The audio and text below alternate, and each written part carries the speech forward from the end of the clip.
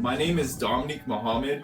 I'm 29 years old. I'm from Portland, Oregon, and this past year, I've faced and defeated one of the toughest battles that I've ever faced in my life. When I was 20 years old, I was diagnosed with Hodgkin's lymphoma stage 4. I'm gonna bring on fellow cancer survivors to show you guys not only that you can beat any cancer, but that you can beat your zombie, whatever that is in life.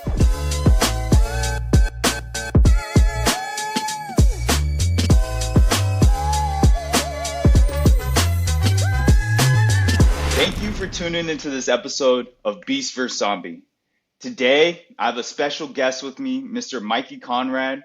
He has an extremely inspiring story, overcoming cancer multiple times. Before we get into this, make sure to follow the podcast on all social media platforms, Spotify and YouTube. You'll be able to find the full videos. And if you check out BeastvsZombie.com, you can get merchandise where all proceeds are donated to cancer research. So thank you so much for coming on the show today. I really appreciate it. Yeah, glad. I'm gonna start today with a question I really want to bring people some value to start out. So I want to ask you, what's your advice on that you would give anybody going through a challenge, what we call here a zombie, any kind of situation in their life, whether that's finances, work, relationships, cancer, and health, like we've been through? What kind of advice would you give them to help get through their obstacle? Yeah, that's a great question. If I had to give advice, and let me preface my answer with a comment, and that is the advice I give is something that I'm still working on myself. I have not perfected it.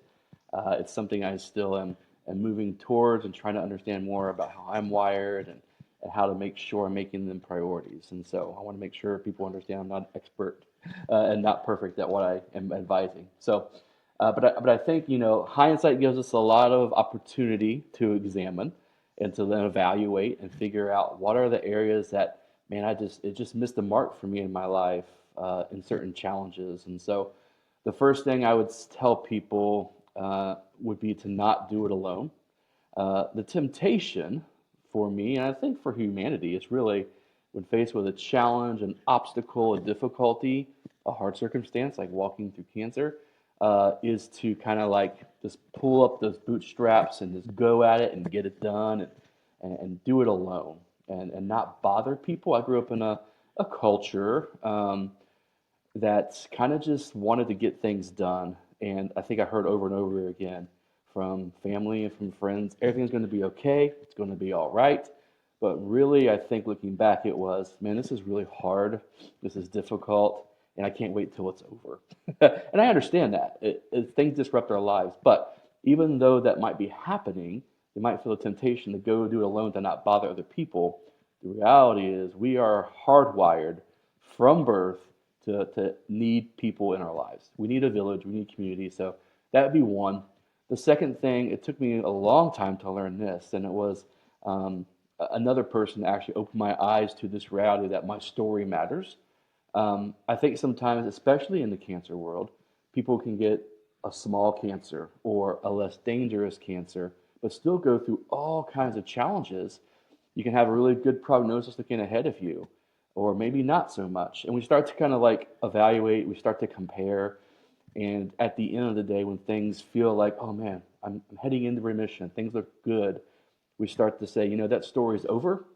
It's not as bad as my friend who went through this or that guy who went through that. So I'm going to kind of bury it, even though we're carrying like all kinds of grief of what once was, what could have been, and that's changed.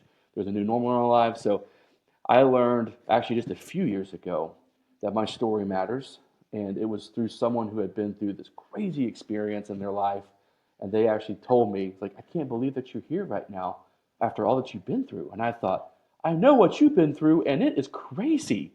But you think that my story like matters? It really opened my eyes. So those are the two things I would recommend: to not do it alone and to know that your story matters. Cool.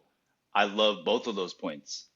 I love both of those points. In success in the world in general, not just in cancer, it seems kind of cool to be self-made, you know, and nobody is self-made. No, no, like huge, like rap star, no huge actor. They all have teams, right? Yeah. And Hmm. I believe the best things happen in teams. I believe that that's my personal opinion and my experience, but also what I've seen at high levels, people that are able to make an extremely high impact, they work really good in teams. There's leaders that are leading those teams in a certain way, and right, two heads is better one is the best way to say that, Yeah. right?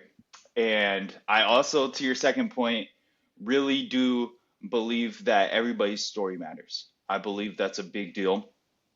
And, because, like, first of all, we're all humans, we're all important. Like you said, we're all social beings. But, right, like, everybody's level of, I would say, like, hardship is different, right? Like, whatever I Absolutely. thought was the hardest thing in the world is completely different compared to what you think was the hardest thing in the world. And then vice versa, whatever I think is the easiest thing in the world compared to what somebody else would think is the easiest thing is very different. It's completely personal, and it's and unique to each person in their own rights. And so, yes, I believe that everybody's story is important. And so, was that person that you were talking about, was that Chris? It wasn't. It's Okay, somebody it was a different. different Yeah. person. It's, I mean, I don't have to, if you want me to share, I can share who the person was. And it might even give even more perspective to why it was so kind of earth shattering for me.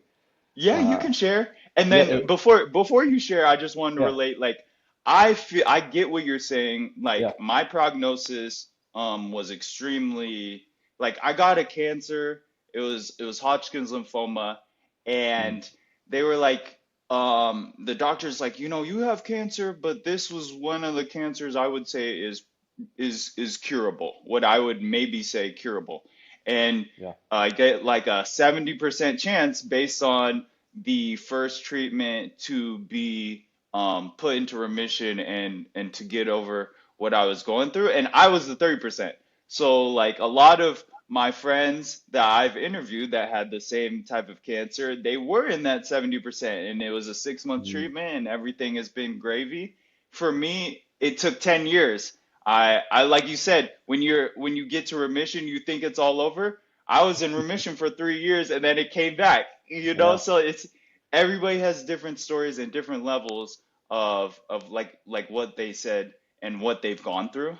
Yeah, so please share who that person. That would be cool. You don't have to say names, whatever you Yeah. feel comfortable with sharing. Yeah. So for many years, 15 years or so, I've worked alongside a nonprofit organization in South Asia that helps bring women out of the brothel system. So, our minds can't really fathom the realities that some of these women face. They're in their 30s and 40s, but they've been there since they were preteens, coerced into a life they never ever thought would happen to them. And so this organization works in that area.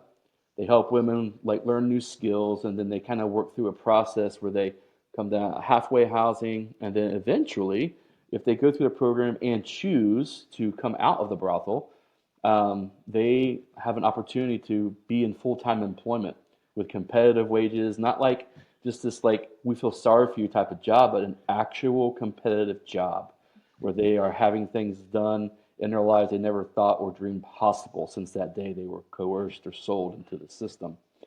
And so was visiting the production facility where the women work. Right now, there are about 75 women who have come out of that brothel system working full time, and the staff there I'm really good friends with had shared a little bit with the women as we're kind of conversing what my last struggle had been like, my last year with stage 2 thyroid cancer. And one of the women who I knew her particular story was coerced and sold at an early age and had just come out of the system and just all the unimaginable things that are happening in her life, she's freed. And I just know her story. And she says, I can't believe you came here after all that you've been through. And so for her to empathize with my story in light of what she has experienced, it blew me away. And a cultural like just difference is like I was ready to like just burst into tears right there. But culturally that wouldn't have like went over so well. So I didn't. But later that night I was like, holy cow, I've been hiding because I don't think my story matters. And it's not just my cancer story, but it's just how I'm wired, how I'm made in general. But like I started to really care about telling my story so others can learn from it, grow from it, and value their own stories as well in the process. So it was a pretty significant moment for me in my life about 6-ish years ago. Yeah. Man, yeah, yeah, that's crazy. And again, so a part of the reason why I do this is to share your story, right? And to give people, motivation and inspiration, but also to give people a platform to be able to simply just tell their story, Yeah. because that's what happened when I beat cancer for the second time. A bunch of my buddies are always like, "Oh, you need to write a book. Oh, this, that." And I had done, I knew the power of stories. Like Mm. I had seen the power of stories in business. I went to school for business. I had done some like network marketing companies, and I knew the power of what a story could do. And so I was like, man, I have to find a way to share my story, and I think the best way would be to capture others. And yeah, so that's amazing. That's amazing that I mean, like you are a miracle, like I mean, honestly, everybody is honestly a miracle. If you really think about it, like the odds of just being born is really crazy. You know Mm. what I'm saying? Yeah. And then if you think in perspective, like we live in America, like we are so blessed in so many ways, um, that a lot of places, and you don't have control over who you were born to, or Yeah. where you were born and all that stuff. So there's so many reasons why we should share our stories to other people, because it gives perspective on and light on different things and what people, and if you know more people's perspectives, you know yourself better as a human, because we're all humans. You know what I'm saying?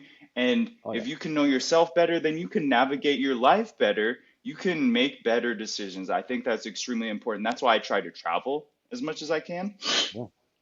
I try to travel as much as I can to get a perspective to, like, one of my favorite quotes is, when was the last time you did something for the first time?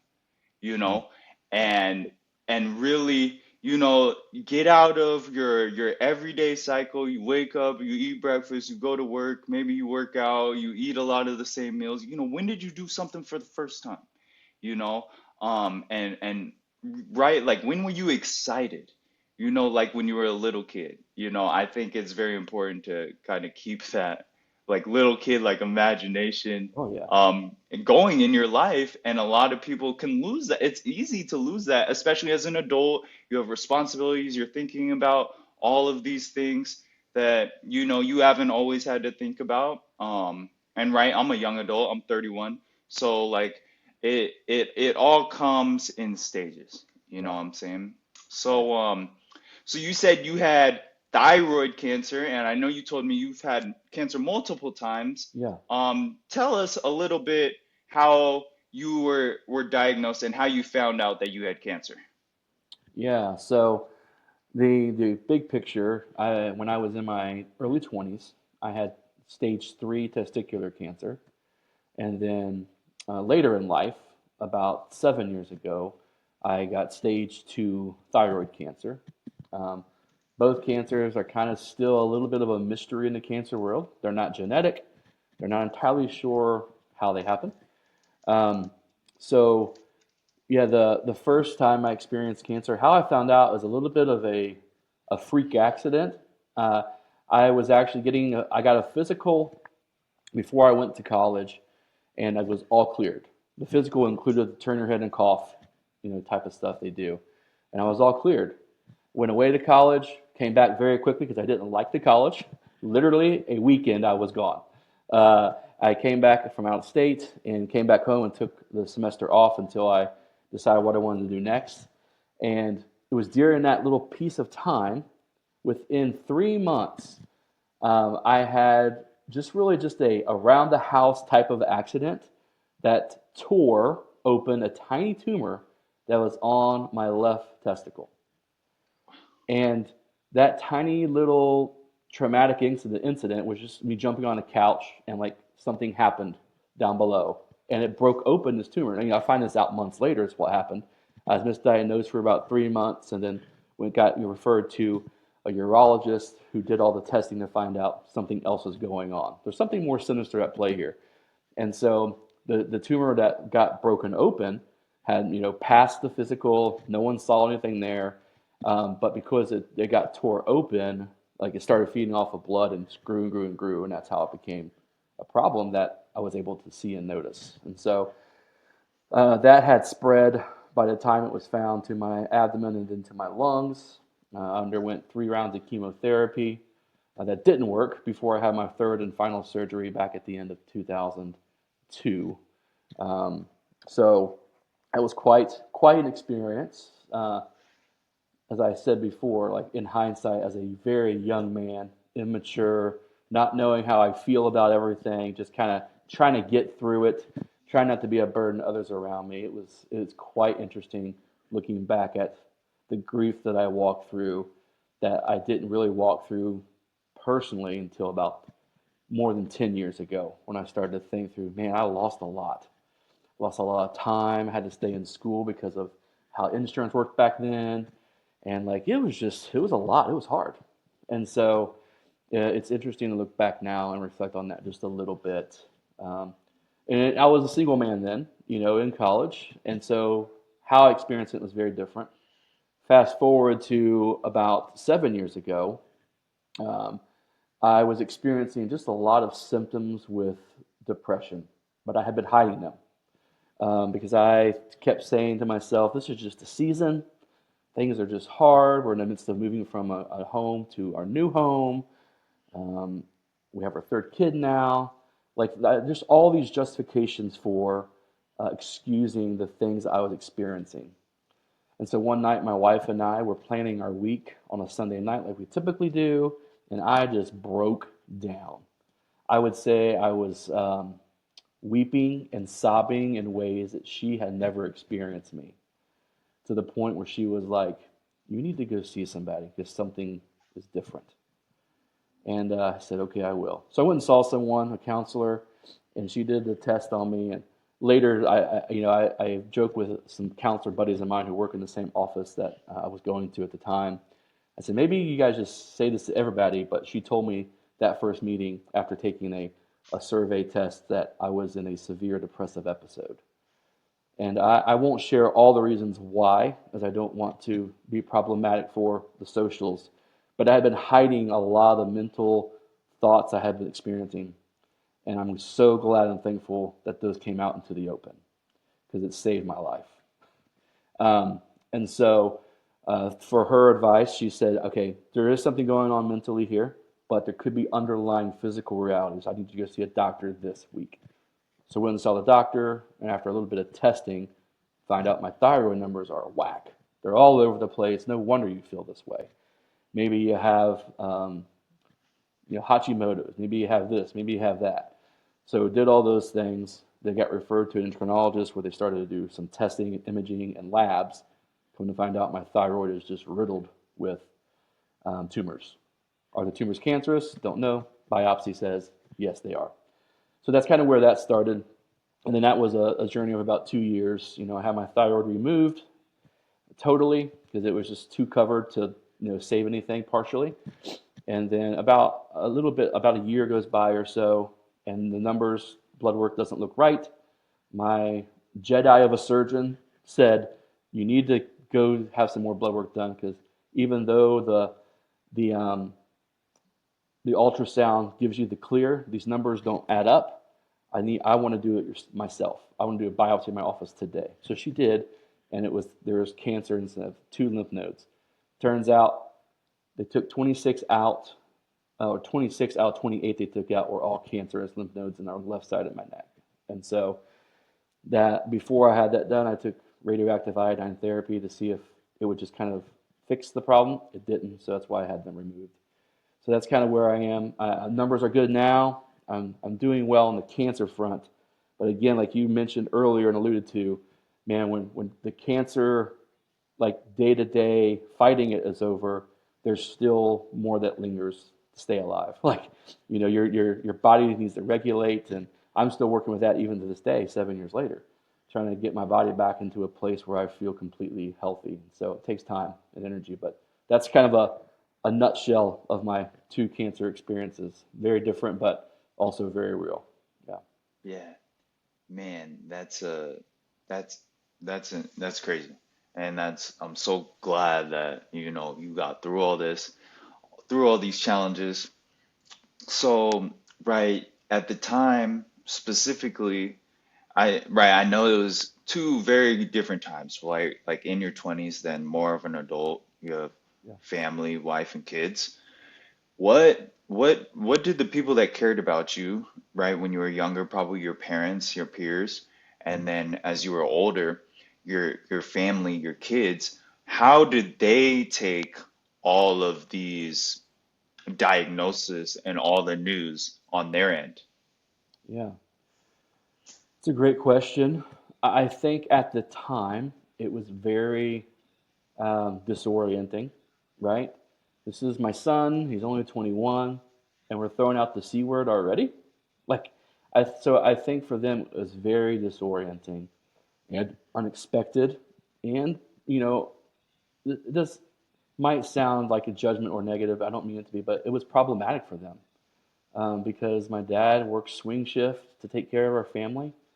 My mom, a very young mother, had me when she was 16, and so she has limited options as well. Um, but they loved me, and they expressed it in the way that they most knew how to do that, and that was by working hard to make sure I have insurance. I think they would admit in hindsight they wish they would have probably been a little more involved in asking how I'm doing, like as an individual person. Like, how are you feeling about this? But again, it was more like, we're with you. We're going to get through this. It's going to be okay. I believe that too, to be honest. I believe that too. And I still walk in that kind of very positive nature about me. But I don't deny reality. And I think I am still learning to this day how to work within those two. They're always button heads, right? We don't want to be so positive and idealistic that we reject the reality of what we're experiencing. And so we have to live in that tension. And there are healthy ways to do that with our mind and our body together. And so I'm still learning that to this day. But I would say in hindsight, I would admit, they would probably admit we didn't do a great job, but we did what we could. And so I did have, a few friends visit me during chemo, but not as much as I would expect today. Like if I experienced it today, things would be pretty different. So part of it is just not having the right tools, but also part of it's my responsibility. I wasn't in a place of maturity where I could say, I need help.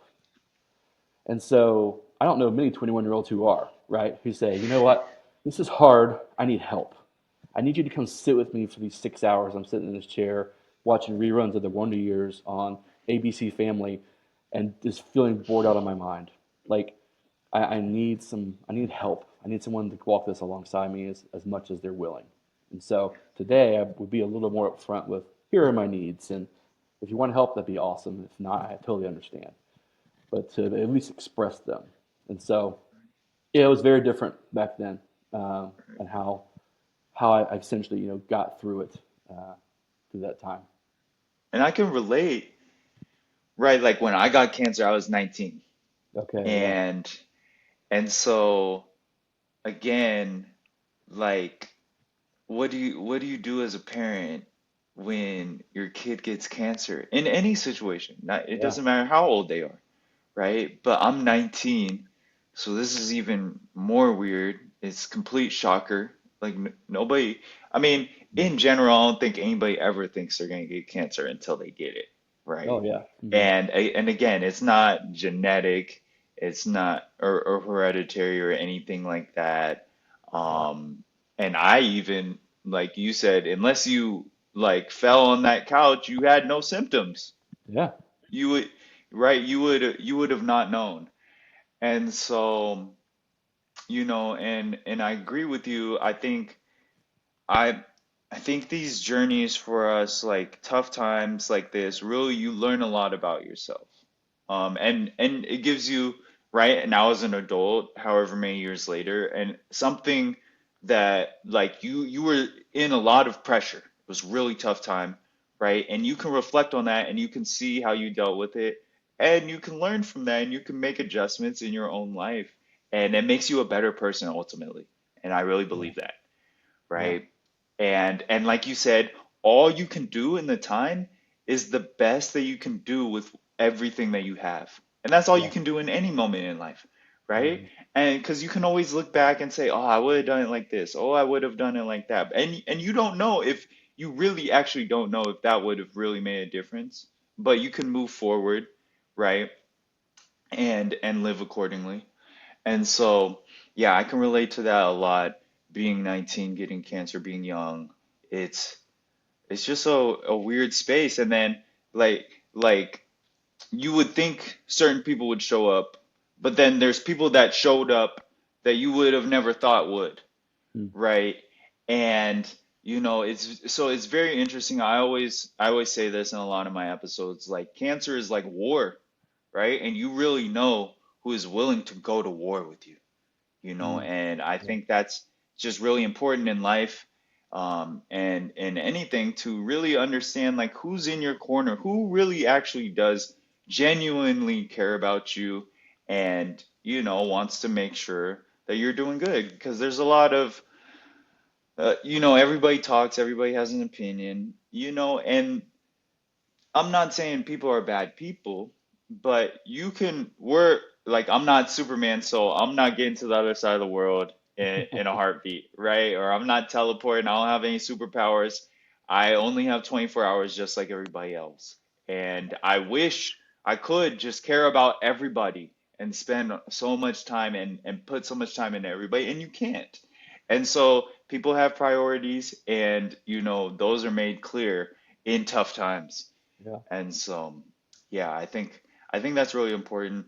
So when you're going through both of these challenges, how did you feel about what your doctors were doing? How did you feel? I know, like specifically, you said like one of the tough parts when you were younger is you had to stay in college because of how the insurance works, right? Hmm. So that's a whole nother thing, like Yeah. navigating insurance and health, and that was a different time than today too, right? Yeah. So then Hmm. you said like 7 years later, it was probably different. And I have my own problems navigating insurance as well. But how did you feel about your doctors? How did you feel about their treatment plans that they were giving you? Like, did you trust them? Did you get second opinions? What was that kind of like Yeah. navigating that? Yeah. For in general, I have had a plethora of very well mannered, intelligent, skilled doctors, nurses, and surgeons in my life, and yeah, I am alive because of them. That's just a fact. It is just a fact. And so, in my first go around with testicular cancer, my urologist was fantastic. He explained things clearly, was there in my corner. And just for a moment of levity here, I'll make a joke. So I was aware that my doctor, my urologist at the time, played the role of Jesus in the Easter play for like years and years at the church in the same town where I was going to the doctor where he was. And so I would make a joke because this was testicular cancer that Jesus touched me. So there's if you get to know me, like I try to make things light a little bit with really hard subjects. And so even at the time, my family, I grew up in a family where we didn't like use real words for like biological things. And so this opened my eyes to a whole world of like how important it is to like use real words. And I won't get into that's another soapbox because there are all kinds of other realities why it's important. But it opened my eyes to like just being like vulnerable, well, not just for vulnerability's sake, but to be more helpful with like explaining what's going on with me. Like I need to be honest. And so I had to learn that in the process. And thankfully, I had doctors who asked good questions and made sure, is that it? Is there anything else going on? And so, and they, along the process, trying to find and identify why are your numbers showing this, but we can't find it on this scan. Well, here's something we got to do. We got to do a PET scan. Here's what that looks like to find these tumors. And so I feel like, they explain things in the process really well and let me know ahead of time what possibilities could be. And at the same time, I think there was a sense of like, we're doctors, we're not gods, so we're going to mess up and not get it right all the time. And so I really did appreciate that part of the process from the professional medical side of things. I feel like I was so blessed to have those things in my life. And so, and it's really the same way now, not quite, 15-ish years later. I can't do the math right now. When I got thyroid cancer, I've been extremely blessed. Uh, One, to live in a city like Cincinnati where we do have a lot of good medical professionals and opportunities for that, to have great surgeons and great doctors take care of me. So it was good overall, wonderful. Yeah. That's cool. I love to hear that. And I totally agree with you about like kind of like living in honesty and living in truth, Yeah. right? And just like clear communication. And that's not always, especially like you said, like in your household, that wasn't always the case. So that's all you Yeah. know. Hmm. You know what I'm saying? And anybody just knows what they know. Like you don't know what you don't know, No, right? you're not. Yeah. So and what to you at the time, that felt normal. And um and if you've never been in other situations where it was important for you to not be like that, you wouldn't even understand why you would need to have clear communication or be extremely honest or be all the way honest, right? Yeah. Or communicate everything, and just like being able to live in that truth. Like I always just say I live my life like super black and white, like no gray area. And that just helps me. I like to say I like to keep things simple. Like the Mm. business term is like keep it simple, stupid kiss. Yeah. You know, um, and that helps me kind of just like organize my mind and my life in an extremely simple way so that there's no confusion with anything because I don't like to be confused. Nobody likes to be confused Sure. or to Yeah. be wondering or to be living in like what do you want to call it, like the unknown, right? Yeah. And that's kind of like can be like an extremely scary place, Hmm. right? And obviously there's unknown factors in everything, just like we with cancer or with anything you're doing, right? Like Yeah. you don't know the future no matter what. um so you always are living with a sense of unknown, but if the more that you can eliminate that out of your life, I always think is the better and helps, just keep your life extremely clear. Yeah. Um, Yeah. I get yes. that. So I believe in that wholeheartedly. Cool. So how long has it been since you've overcame cancer? Yeah. So my last experience with stage 2 thyroid cancer was in the fall of 2000. Oh, doing some math here. What is this? 25? 2019. So yeah, I'm 5 years out from that, which was just wonderful to hear at my last checkup. Yeah. To be able to say, you don't need to come back for 2 or 3 years for your next scan and all that good stuff. And so that's where I am as far as thyroid cancer and testicular cancer. Have been cancer free from those for now over 5 years for thyroid cancer and over many years for um, testicular cancer. And so, but again, we've alluded to and mentioned as well, like cancer realities and how they affect our bodies continues to go on. You know, um, almost on a daily basis for me. Chemotherapy did a number on my eyes, so I'm like, whenever I see a commercial for certain medicines for dry eyes, I'm like, that's me. Like I got dry eyes for the rest of my life because of chemo. I've got neuropathy in my fingers and toes from chemotherapy, and but I'm alive. So I have to keep perspective on all these things, and my body is still not regulated very well for testosterone, having my thyroid yanked out, and thyroid is one of those things you don't really realize how much work it does to regulate your body until it's gone. Like, oh man, it's wild. Like I had my appendix taken out 2 years ago. I was, it's something you just don't notice until it causes a problem. And so the thyroid, stuff still continues today, but working through that again. But I'm alive and able to be here, and so you work through those.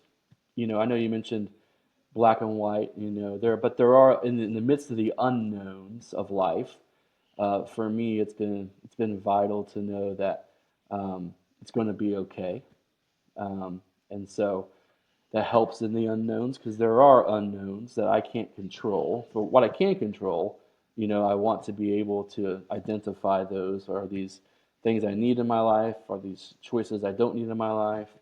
But there are some unknowns that I can't control. And so I want to make sure that I am aware of those and just kind of hand them over the best way that I can and be okay in the process. And so that's where I feel like I am with thyroid cancer still today. It's like hoping and praying my body will be regulated someday.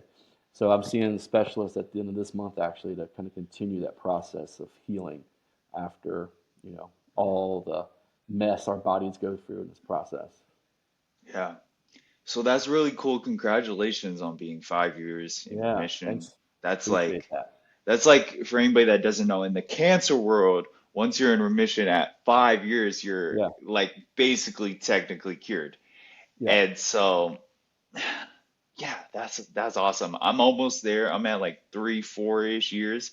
But this Okay. is the longest I've ever been in remission as an adult in the Yeah. last like in 10 years as an adult. This is the longest I've been cancer free. So it's like that's a little bit unknown that I'm living with. I've never gotten this far as an adult. And so it's interesting to see in like you said, like how your body is becoming Yeah.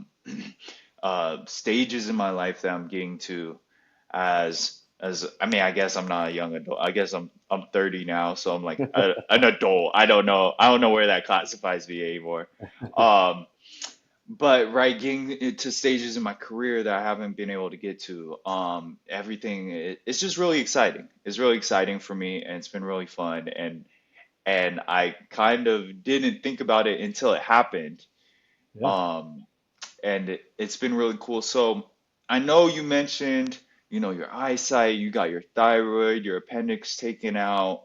Those are some of the things that you're still continuously dealing with now, even 5 years after cancer.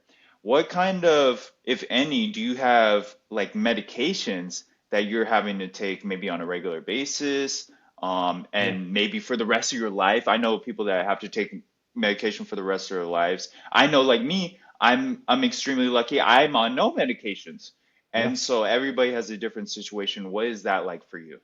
Yeah. So the drugs that I take currently, that are a direct result, I think, of cancer issues are not what I call life or death drugs.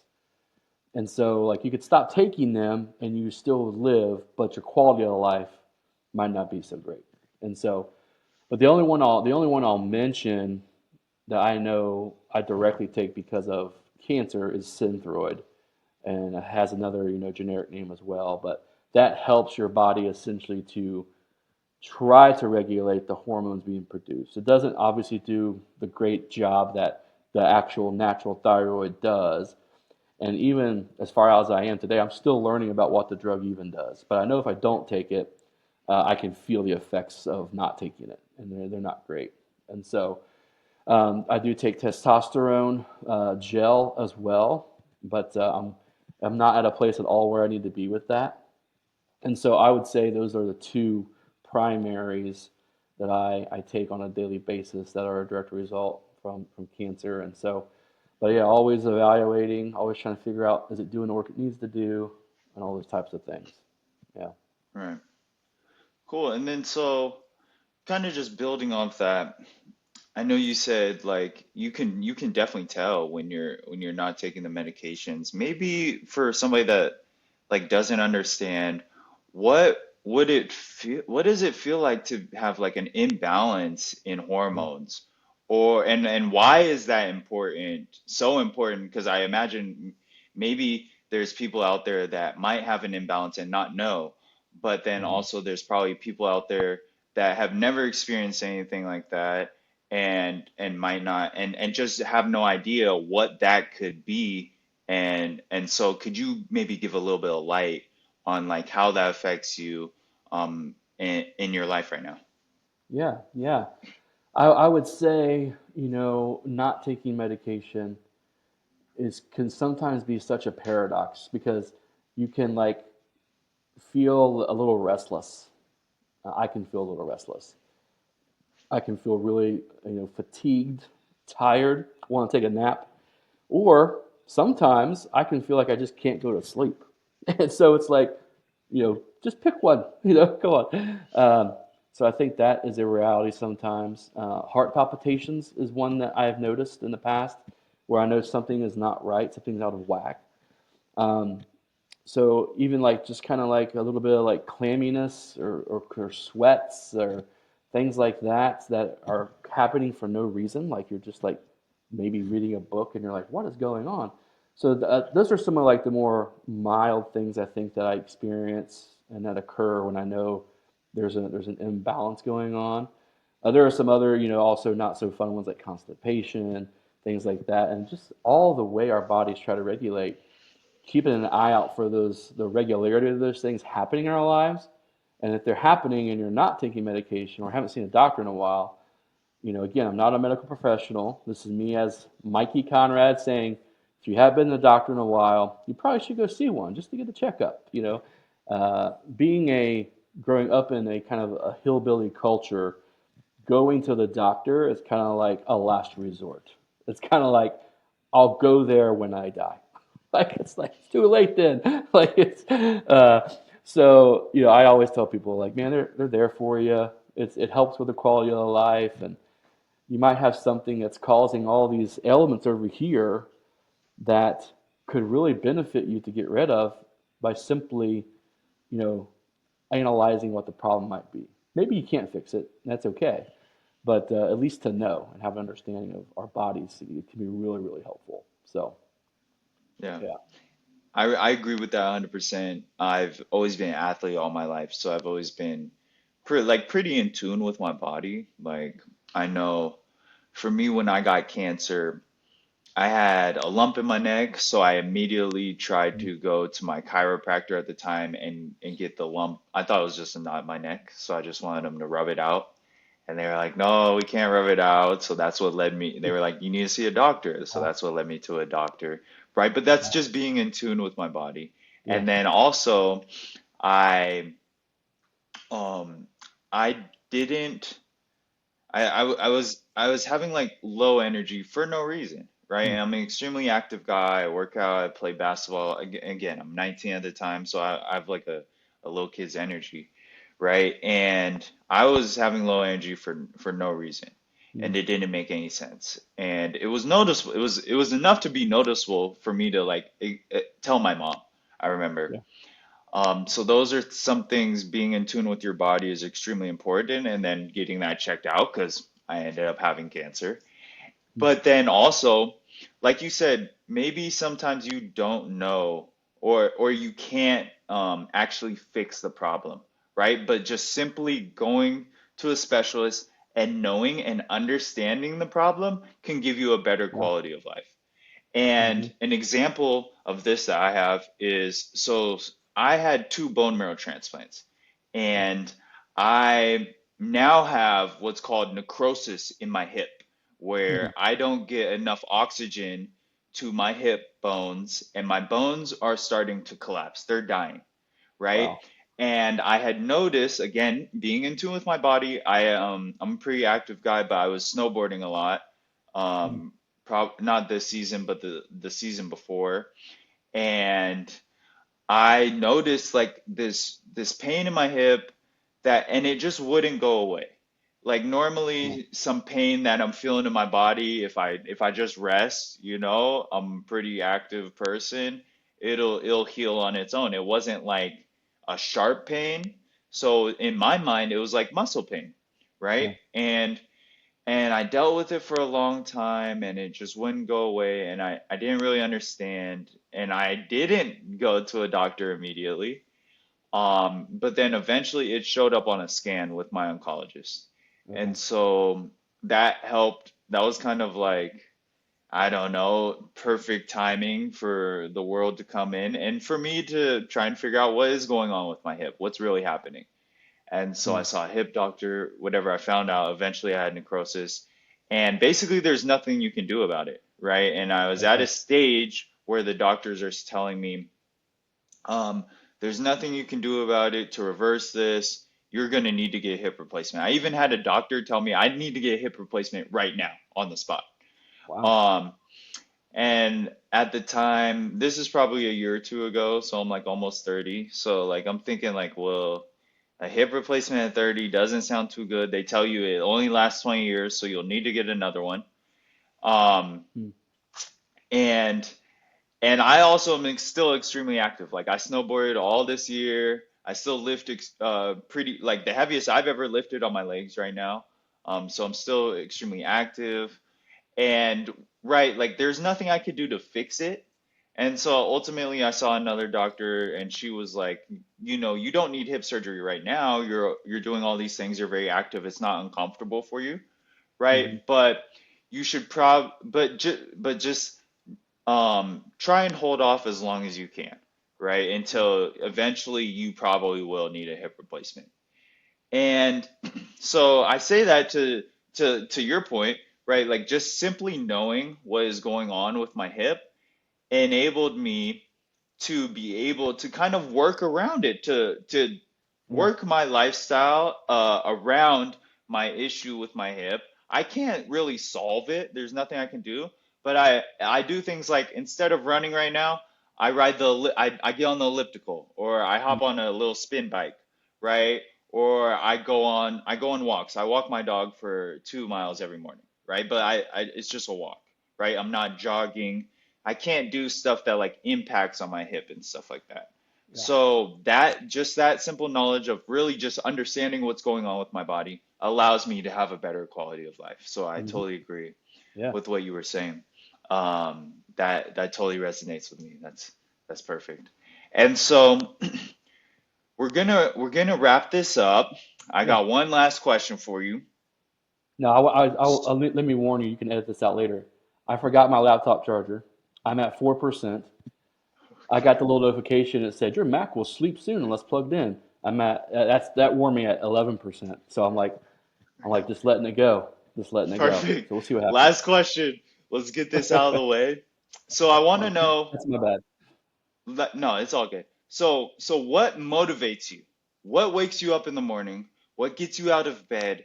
What, motivates you or is the reason why you do the things you do in your life? Yeah, it's a great question.